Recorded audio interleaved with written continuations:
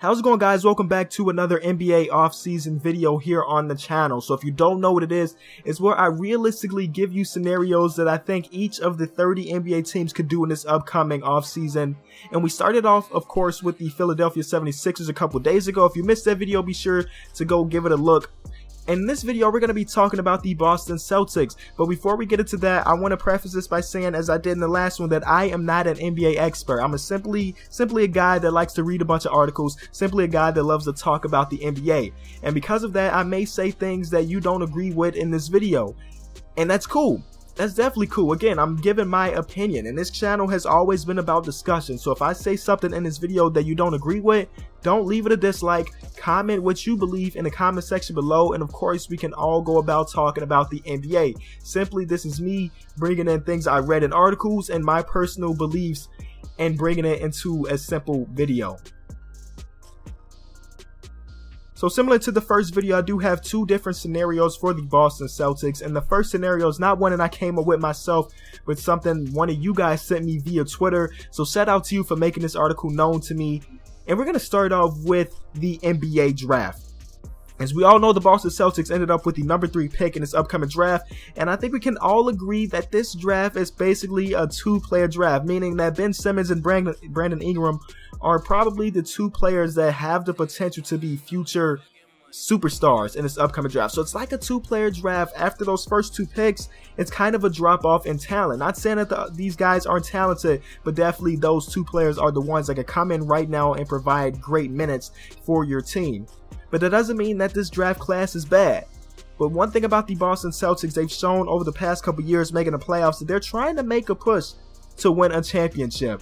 In this scenario, we will be trading the 3rd overall pick.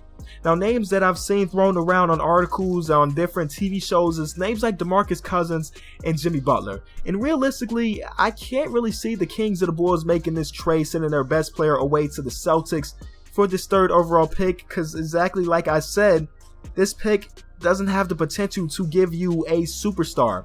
So someone else I've seen on this list is Jahlil Okafor. I talked about this in my last 2K offseason video, and this trade still makes a lot of sense to me and a lot of sense to sports writers across the world.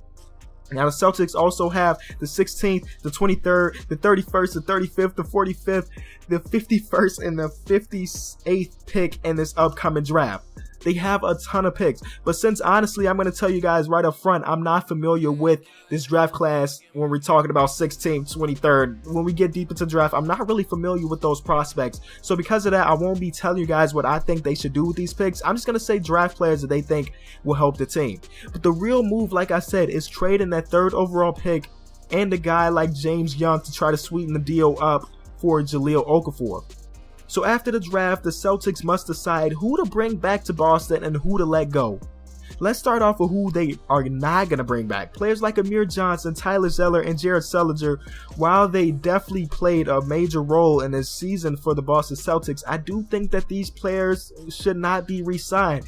And they should be bringing back guys like Kelly Olynyk, Evan Turner, who was big for them this last season. Definitely like a 6th man of the year candidate, I thought. Marcus Smart and Jonas Jerebko. Like, Marcus Smart and Kelly Olynyk are still on a rookie contract, but it's like a team option, and I definitely think that those 4 players, Kelly Olynyk, Evan Turner, Marcus Smart, and Jonas Jerebko, should all be retained. Now, the salary cap is definitely jumping up a bunch this upcoming season, so the Celtics will have a bunch of money to go out and attempt to get a big name player. But I'm not talking big name like Kevin Durant, because honestly, I don't see Kevin Durant leaving OKC considering what they're doing this year. Probably going to be making it to the NBA Finals after taking a 3-1 lead. Don't see him leaving OKC. I don't see DeMar DeRozan leaving. And like I said, I don't see players like DeMarcus Cousins being a part of a trade. So where that leaves us is Al Horford.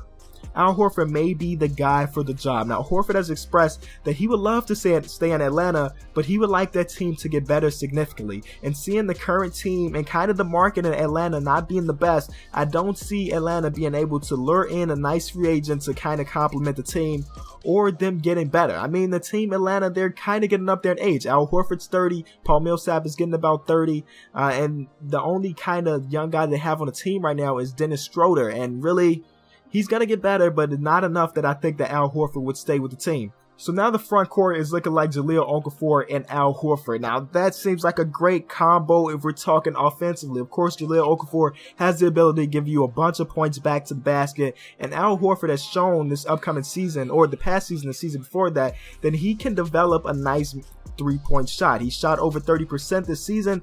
And now the big question when bringing these two guys to the front court is the lack of defense. Both of these players can help the team defensively, but neither of them are like an elite rim protector. And that's where we talk about the rest of free agency.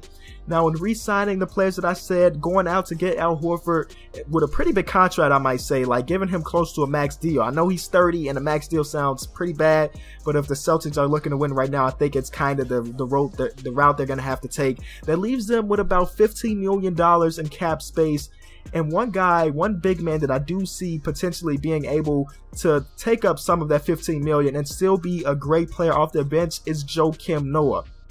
Now, the past couple years haven't been the best for Noah, especially since he's been battling like different injuries and things like that. But you got to remember, when Joakim Noah is healthy, he is definitely smart, hardworking, and defensive-minded. Think about it. Joakim Noah was definitely an MVP candidate a couple years ago with only averaging about 10 points a game.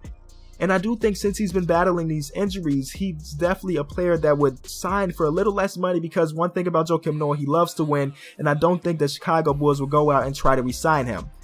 Now we have Joakim Noah, we have Al Horford, we have Jahlil Okafor, we have a nice little front court there. We need another wing defender. And I think the last signing, a guy like Jared Dudley, would be perfect. Now, Dudley would be an extra wing defender, as I said, that could defend and also knock down the three when it's needed. And of course, him being kind of up there in age, he probably will be willing to take a pay cut to come to this team. Didn't really work out for him in Washington, but the Celtics could definitely use a guy like him. Now, that's really the end of scenario one. Again, we trade that third overall pick, get Jahlil Okafor, sign Al Horford, re-sign some players, get Joakim Noah and Jared Dudley to round out the bench. Again, this is not a scenario that I came up with myself, but it makes a lot of sense. Now, scenario number two is one I came up with by reading a bunch of articles and blogs by Celtics fans. In scenario number one, we traded that third overall pick, but here in scenario number two, we're going to keep it, and we're actually going to draft an upcoming player. I ran across a poll on the Twitter page by Celtics blog, and fans are saying that the Celtics should take Dragan Bender with the third overall pick. Now, Dragan Bender is a 7'1" forward with skills that would kind of be good in modern NBA. He has great shooting range, passing ability, and defensively he is versatile. He also is a mystery. Drafting him could be a big risk and also could be a big reward. He could turn out to be similar to what we saw in Porzingis last draft, or he could turn out to be Bargnani. And I'm just saying that because when it comes to players overseas, we really don't have a great way to determine who's really good and who's really bad. We've seen a bunch of players come from overseas to be really solid NBA players, and then we also have a bunch that didn't really pan out. Now, Dragan Bender would not be looked to be providing quality minutes immediately. He's really young. He's actually the youngest player in this upcoming draft, so they would definitely stash him on the bench and kind of give him minutes here and there to kind of develop him over the years. Again, the Celtics have a bunch of picks in this upcoming draft that I'm not really going to talk about in the scenario as I mentioned in scenario number one. But now we have Dragan Bender with that third overall pick. Let's talk about free agency. Similar to the first scenario, I think we keep Olynyk, Marcus Smart, Evan Turner, and Jonas Jerebko. And again, we take a chance at signing Al Horford. But we're going to do something a little different. Again, we didn't trade for Jahlil Okafor, but rather we're going to be trying to sign Bismack Biyombo. Now, Bismack Biyombo has been so great in this upcoming playoff series that people are saying that Bismack Biyombo can potentially be paid a huge contract. Again, the salary cap is jumping a bunch, so it kind of makes sense. And Bismack is definitely an elite paint defender. And that's one thing we wouldn't get in scenario number one, considering we'll have Jahlil Okafor and Al Horford. So Al Horford can be moved over to that power forward position, as Bismack Biyombo is the man in the middle protecting that paint. And I think this makes a lot of sense. And Celtics fans probably would agree with me that Bismack, I can see him in that Celtics uniform. I can't be the only one. And I think that Coach Brad Stevens could definitely develop him to actually have a nice offensive game. it kind of turns out that the Raptors will not have the money to sign DeMar DeRozan and Bismack Biyombo back for next season. And I definitely think that the Raptors' #1 priority is bringing back DeMar DeRozan, considering he is like the #2 or possibly #1 option, depending on who you're asking, of that team.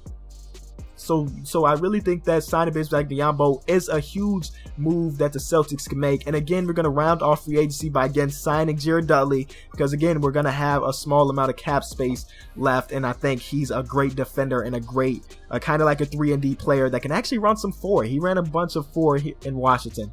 So that's the end of scenario number 2.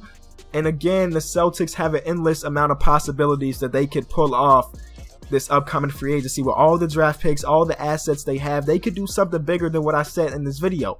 Again, only time will tell. So whether you agree or disagree with me in these 2 scenarios, be sure to comment down below what you think. If you did enjoy the video, as always, be sure to leave it a like. Let me know what team you want me to see next. I was thinking Lakers, considering they do have that #2 pick. It's the King of the 4th quarter. Thanks so much for watching.